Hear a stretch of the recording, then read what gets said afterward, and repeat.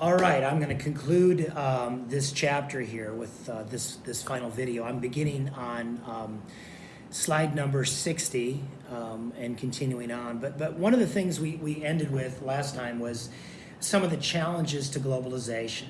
Okay, the idea of inequality. Okay, offshoring.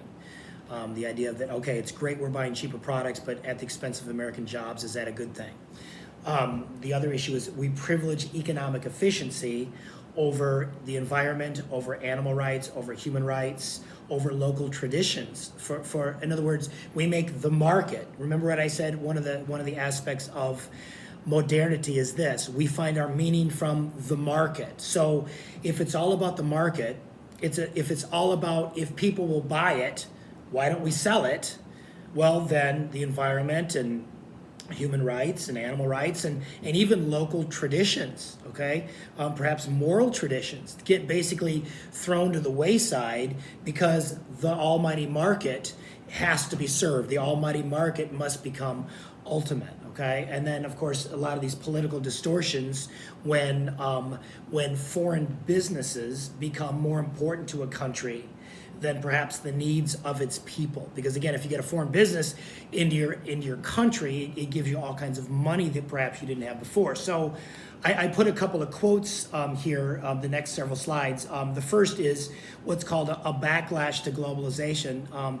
This is a section of a book that I read last year called The Case for Trump. And this is a political theorist and a college professor. He's taught in California and in Michigan. But basically, there's a really great section of the book that talks about kind of this idea of, okay, what do we sacrifice for the market? If the market becomes ultimate, certain other things get trampled upon, and is that a good idea? Is globalization and the market the be-all, end-all for how we do life in the 21st century as Americans or in other countries? So I'm just going to read this, and you're welcome to read along there, but this is on slide number 61.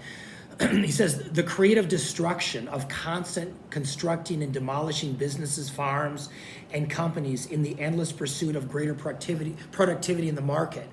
Such an organic market, call it cruel but not illogical, created economies of scale and efficiency. True, supply and demand and rules of the marketplace eventually enriched all members of society in a way command or structured economies could not. Again, what's he talking about? Command or structured economies. He's talking about socialism or communism. So he says, moving on, when borders were secured according to the demands of the market, wages and capital flows, then traffic to and fro would eventually stabilize. In practical terms, once Mexico, again, think NAFTA, think the North American Free Trade Agreement. In practical terms, once Mexico copied U.S. capitalist and political paradigms and was enriched by billions in expatriate remittances, again, all of this money flowing their way because of imbalance of trade, it too would reform and soon resemble Canada.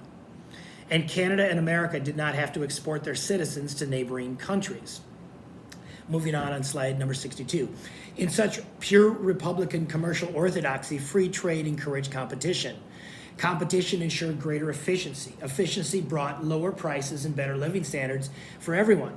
It was almost as if lower middle-class Americans on part-time wages and federal and state subsidies were better off shopping at Walmart for cheap, mostly Chinese-made products than working for good wages, supporting themselves and paying higher prices at local True Value affiliated family hardware stores. Republican elites believed that the more democracies that arose, the less likely were wars, given consensual societies, greater reluctance to provoke and preempt conflict. Again, he's citing the argument of the Kantian triangle. He's citing the argument of liberalism. If oversight of the global liberal order meant that the United States would have to occasionally get taken in trade deals or to pay through the nose for freeloading allies and neutrals, then the long-term benefits were well worth the bothersome costs. Again, he's trying to show this logic of globalization and the trade-offs that happen in offshoring and relying on foreign products in America to provide cheaper goods for us, again, at a Walmart or some other major retail chain. So continuing here on page 63, The richer and more free market a China or Russia became, the more they would become internationally reasonable, perhaps, or even soon democratic. Again, taking the logic of liberalism. And the better off the world, including America, would be. Increasing federal debt to pay for open borders, free trade, and an imperial military did not matter so much. America was endlessly opulent and powerful. Summed up brutally, it meant that for the market to enrich society, champion the individual, and protect liberty, there would have to be short-term winners and losers, players who were constantly engaged in a cauldron of modification, rejection, and adaptation of their very lives. Nothing was static, nothing was sacred. In other words, he's talking about when the market becomes ultimate, local disruption is going to more or less happen in a country. Is that a good thing? Again, kind of his punchline here at the back end of slide number 63, in highlighted. Free market capitalism's rising standard of living and empowerment of the individual could undermine society's need to preserve traditional social and conservative cultural mores that alone moderated ever-growing reckless material and sensual appetites, which in turn undermine capitalism's work ethos. In other words, he's saying, are we losing something if the market is ultimate? Okay, one of the things that we're going to lose is morals. Okay, the idea of a work ethic that supports, in other words, some of the morals he's talking about is basically a work ethic. Okay, there's no free lunches. You're going to have to work. Another ethic is, how about savings? Okay, in other words, do you have to spend everything you make on stuff?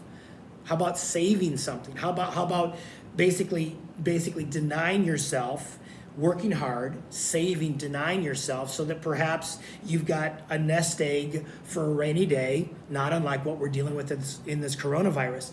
His argument here is saying, listen, if the market becomes ultimate and buying stuff becomes basically the main thing that we are, instead of being Homo sapiens or Homo economicus, okay, I shop, therefore I am.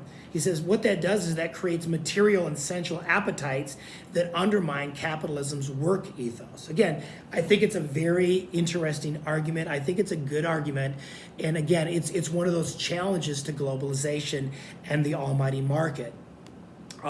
If you look at another quote I want to show you, this is from Winston Churchill's essay called 50 Years Hence. He talks about, imagine a world in the future where basically everyone gets whatever they want. Okay, there's inner space travel. We have the ability to produce anything we want. Money is free flowing. Pleasures are free flowing. It's just an absolutely phenomenal future world. And what he says is, listen, okay, that's fine, but if material stuff is all there is, it's actually going to lead to greatly impoverished individuals if they don't live for something higher than this material world. And this is how he closes the essay. I think it's really powerful. It's well worth the read. You can find it online. But he closes with this: no material progress, even though it takes shapes we cannot conceive, or however it may expand the faculties of man, can bring comfort to his soul. Their hearts will ache, their lives will be barren if they have not a vision above material things. In other words, Churchill's trying to say, listen, there's something more than the market. There's something more important than this material world. If we don't concern ourselves with vertical things above humanity, okay, think of God, think of church, think of something higher than the state, think of something higher than the market, we're going to find that the lives that we do have are greatly impoverished. Again, a very interesting argument, a very worthy read. If you skip over to slide number 65, this is from yours truly, Professor E here. I was involved in basically a debate within the community I used to live in Illinois, where they were trying to bring legalized gambling into the community, and I was very concerned of the effect of it. Again, many of these gambling establishments were literally right across the street from a public school, and I was concerned about how that would affect the children and different things like that. And so I was wrestling with, again, this very issue here. We're talking about globalization and what about human rights? What about environmental degradation? What about effects on animals? Okay, what are the effects on local traditions and morals if the market is ultimate? Again, this is on a micro level in a community, but this is what I wrote in a newspaper. This was published in several papers in my community. And this is what I wrote concerning, again, my argument was, listen, I get it. You're trying to bring more money into the community. I get it. The argument for gambling is it perhaps brings in more money, increases the tax base, so on and so forth. But my challenge was, wait a minute, hold on.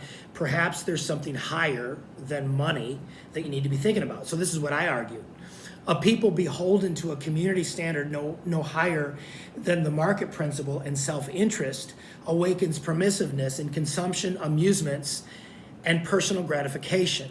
If city trustees allow video gambling to gain a foothold in this community, it communicates that the profit motive is the main criteria for all new business initiatives and breaches a long-standing ordinance that defers to moral imperatives in commercial expansion. Again, I'm making the argument that some who push back on globalization make on a macro level. I was making it at a micro level is, listen, what if we sacrifice our community? What if this is not as healthy a community morally because we've allowed gambling to come in here? What if it affects children?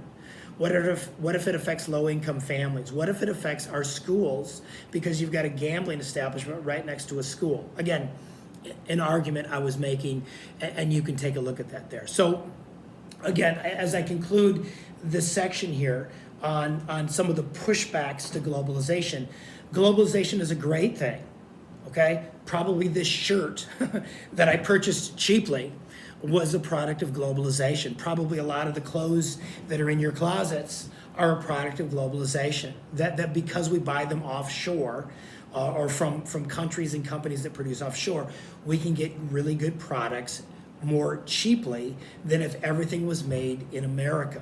Okay, in other words, that's the benefit of globalization. We get the benefit of global ingenuity. We get the benefit of all kinds of countries working together to produce products and things like that. In other words, our American way of life as we know it would end if the benefits of globalization would disappear. Okay. However, there is pushbacks to globalization, and I kind of presented that in this last lecture here. So again, you can take a look at it. You can evaluate it yourself. Perhaps this will provide grist for all of you in your discussion posts this week. So I bid you adieu virtually here, and hope you're all doing well, and you guys all take care and stay safe, stay healthy, and I'll talk to you soon. We're on to chapter 9.